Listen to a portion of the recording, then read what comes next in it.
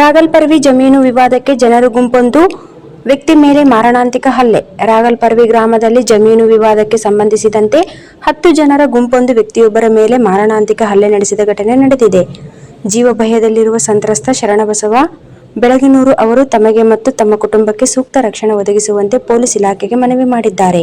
ಮೇ 28ರ ಸಂಜೆ 6 ಗಂಟೆ ಸುಮಾರಿಗೆ ಶರಣಬಸವ ಅವರು ತಮ್ಮ ಜಮೀನಿಗೆ ಸರ್ವೆ ನಂಬರ್ 111/1 ವಿಸ್ತೀರ್ಣ 3 ಎಕರೆ 23 ಗುಂಟೆ ತೆರಳಿದ್ದಾಗ ಈ ಘಟನೆ ನಡೆದಿದೆ.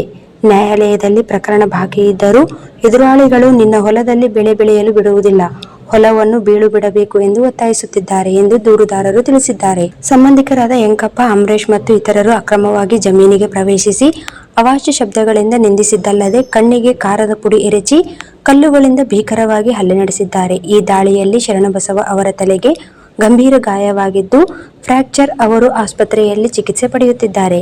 ಸ್ಥಳದಲ್ಲಿದ್ದ ಮಲ್ಲಯ್ಯ ಮತ್ತು ಗಂಗಾಧರ್ ಎಂಬುವವರು ಮಧ್ಯೆ ಪ್ರವೇಶಿಸಿ ದೂರುದಾರರನ್ನು ರಕ್ಷಿಸಿದ್ದಾರೆ. ದಾಳಿಯ ಬಳಿಕ ಆರೋಪಿಗಳು ಮತ್ತೆ ಈ ಕಡೆ ಬಂದರೆ ಕೊಲೆ ಮಾಡುತ್ತೇವೆ ಎಂದು ಬೆದರಿಕೆ ಹಾಕಿದ್ದಾರೆ ಎಂದು ಶರಣಬಸವ ಆರೋಪಿಸಿದ್ದಾರೆ.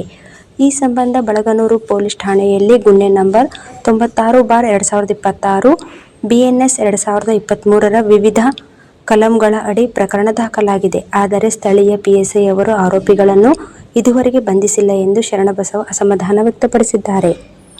ನಾನು ತಂದೆಯಿಲ್ಲದ ಒಬ್ಬನೇ ಮಗನಾಗಿದ್ದು ಆರೋಪಿಗಳು ನಿರಂತರವಾಗಿ ಕೊಲೆ ಬೆದರಿಕೆ ಹಾಕುತ್ತಿದ್ದಾರೆ. ಸದ್ಯ ನಾನು ಭಯದ ನೆರಳಿನಲ್ಲಿ ಜೀವನ ಕಳೆಯುತ್ತಿದ್ದೇನೆ. ಕೂಡಲೇ ಆರೋಪಿಗಳನ್ನು ಬಂಧಿಸಿ ನನಗೆ ಹಾಗೂ ನನ್ನ ಕುಟುಂಬಕ್ಕೆ ಪೊಲೀಸ್ ಇಲಾಖೆ ಸೂಕ್ತ ರಕ್ಷಣೆ ನೀಡಬೇಕು ಎಂದು ಅವರು ಡಿವೈಎಸ್ಪಿ ಮತ್ತು SP ಅವರಿಗೆ ಪತ್ರಿಕಾ ಮಾಧ್ಯಮದ ಮೂಲಕ ಮನವಿ ಮಾಡಿದ್ದಾರೆ.